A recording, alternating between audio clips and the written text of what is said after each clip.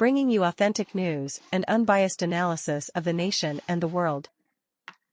राहुल गांधी ने एक नहीं तीन हार का उनका चस्का लगा है।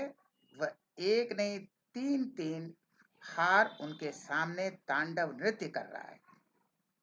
उनके सामने एक भयानक, एक बार नहीं तीन हार। इस बार फिर वायनाड से लड़ेंगे चुनाव, लेकिन एक बहुत बड़ा फर्क है पिछले बार और इस बार में। तो समझते हैं यह 3 बार जो हार है यह क्या है। और यह आत्मसमर्पण कर चुके हैं, यानी इनका कॉन्फिडेंस 0 हो गया है, यह हार मान लिया है। पहला जो हार है वह अमेठी से, क्योंकि इसके पहले जो चुनाव था अमेठी इनका मेन था। वायनाड जो था, केरल जो था, एक स्टैंड बाई था, एक एक्स्ट्रा स्टैंड बाई। जैसे कहते ना पावर कट हो गया तो एक स्टैंड बाई जनरेटर, तो स्टैंड बाई था। इस बार वायनाड जो है वह मेन है, यानी अमेठी से इनका कॉन्फिडेंस 0 हो गया है। या अमेठी से जीत नहीं सकते, ये हम नहीं कह रहे हैं, कांग्रेस खुद कह रही है ये अमेठी से जीत नहीं सकता, इसलिए इनका मेन चीज वायनाड है। तो अमेठी से पहले इन्होंने हथियार डाल दिए कि क्योंकि मेन वायनाड है और अमेठी से लड़ना है कि नहीं ये सोचेंगे। अभी तक ठीक भी नहीं किया है। वायनाड तो पक्का है, हारना भी पक्का है, लेकिन अमेठी के बारे में ये सोचेंगे, यानी अमेठी से इनका कॉन्फिडेंस 0। तो पहला हार स्मृति ईरानी से इन्होंने मान ही लिया है कि हम अमेठी में जीत नहीं सकते, इसलिए मेरा फर्स्ट प्रेफरेंस वायनाड।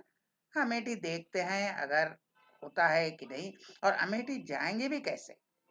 इन्होंने तो कह दिया पॉलिटिकली नॉर्थ के लोग बेवकूफ होते हैं और साउथ के लोग बहुत समझदार होते हैं। यह खुद कहा है कि नॉर्थ के लोग एकदम ना समझ होते हैं, साउथ के लोग बहुत इंटेलिजेंट होते हैं। तो ये नॉर्थ इंडिया में जाएंगे कहां से। अब दूसरा हार कहां से है? दूसरा हार वायनाड से है।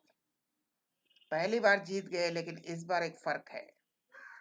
लेफ्ट फ्रंट, केरल में लेफ्ट फ्रंट का गढ़ है। उन्होंने कह दिया कि राहुल गांधी को यहां से चुनाव नहीं लड़ना चाहिए, अगर लड़ेंगे तो हम कड़ी मुकाबला करेंगे और इनको बिल्कुल सहयोगिता नहीं करेंगे, इनको हराने की पूरी कोशिश करेंगे। यानी पूरा लेफ्ट इनके खिलाफ है। वृंदा करात कह चुकी हैं, लेफ्ट के दूसरे लीडर कह चुके हैं, विश्वम जी कह चुके हैं, ये सब कहते हैं भाई तुम्हें यहां से नहीं लड़ना है, तुम्हारा लड़ाई बीजेपी के खिलाफ है, तो नॉर्थ में जाकर लड़ो जहां बीजेपी है। साउथ में लेफ्ट के खिलाफ तुम्हें लड़ना नहीं है, और तुम्हारे खिलाफ हम तगड़ा उम्मीदवार खड़ा करेंगे। तो ये लेफ्ट तो इनका मुकाबला करेगा, इसलिए इनका हारना तय है। और इनके खिलाफ कौन है? एनी राजा। एनी राजा केरल की हैं, वहाँ की मूल निवासी हैं, वहाँ जो कहते हैं मलयाली, यानी मलयालम बोलने वाला मलयाली हैं, और वह महिला है और वह महिला के लिए काम करती हैं। तो जो महिला कल्याण के लिए काम करती हैं, जो खुद महिला हैं, जो केरल की हैं, वहाँ की मूल निवासी हैं, वह मलयालम बोलती हैं, अब इनके सामने कहाँ टिकेंगी। पूरा जो महिला का वोट एनी राजा को जाएगा। जो मलयाली देखते हैं भाई ये मेरे जात का है, ये मेरे भाषा का है, वो जाएंगे, और कुछ लेफ्ट फ्रंट के सपोर्टर भी जाएंगे। तो कितने लोग इनको वोट देंगे? तो इनका हारना तय है। ये मलयालम जानते नहीं है, और ट्रांसलेटर ले जाएंगे तो पिछले बार जानते हैं ना क्या हुआ था। ये पिछले बार जो ट्रांसलेटर ले गए था वही हाल होगा। तो ये ना भाषा जानते हैं, ना कल्चर जानते हैं, ना वहाँ का सिस्टम जानते हैं, और ये लड़ेंगे एक पावरफुल शक्तिशाली एनी राजा के खिलाफ। तो इनका हारना तय है। तो ये दूसरी हार। पहला हार स्मृति ईरानी से अमेठी में, पहले हथियार डाल दिया, ये लड़ेंगे कि नहीं कोई ठीक नहीं है, कॉन्फिडेंस जवाब दे दिया इनका।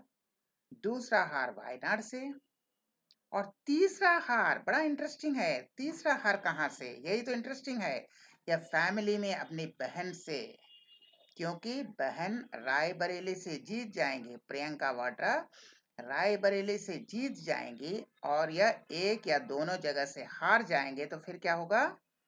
पार्लियामेंट में राहुल गांधी नहीं होंगे, लेकिन प्रियंका गांधी होंगी।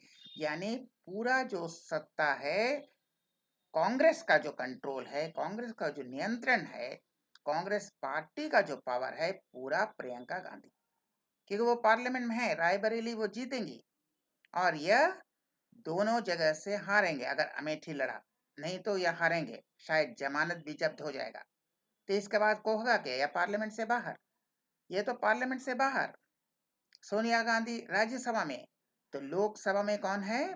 प्रियंका गांधी। यानी पूरा कांग्रेस का जो वर्चस्व है, तंत्र है, उसका कमान जो है वह प्रियंका गांधी के हाथ में होगा। या वैसे ही कांग्रेस पार्टी से आउट। तो पार्टी से आउट, ये तीसरा हार।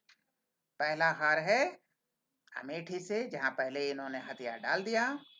दूसरा हार वायनाड से, जहां बहुत ही तगड़ा मुकाबला होगा, लेफ्ट इन्हें जीतने नहीं देंगे और इनके खिलाफ एक बहुत ही पावरफुल, वहाँ केरल के मूल निवासी मलयालम बोलने वाली एक मलयाली और विमेन्स के लिए, नारी के लिए, महिला के लिए काम करने वाली एक औरत है, महिला है, और ये खुद भाषा भी नहीं जानते, तो इनका हारना तय है। लेकिन तीसरी हार अपनी बहन से, पार्टी से इनका जो रेलेवेंस है, यह आउट हो जा रहा है। अब ये पार्टी में इनका कोई मूल्य नहीं रह जाएगा, क्योंकि पार्लियामेंट में तो है नहीं, ये पार्लियामेंट के बाहर हैं। सोनिया गांधी राज्यसभा में, लोकसभा में कांग्रेस का कौन है? प्रियंका गांधी वाड्रा। यानी इनका पत्ता साफ। तो अपनी बेवकूफी, अपनी घमंड के कारण इन्होंने एक नहीं, तीन तीन हार का सामना करना पड़ेगा। और यह घमंड है। और वायनाड जाएंगे, ये तो भूल गया वो, एनी राजा तो महिला के लिए काम करते हैं, ये क्या करते हैं भाई महिला के लिए?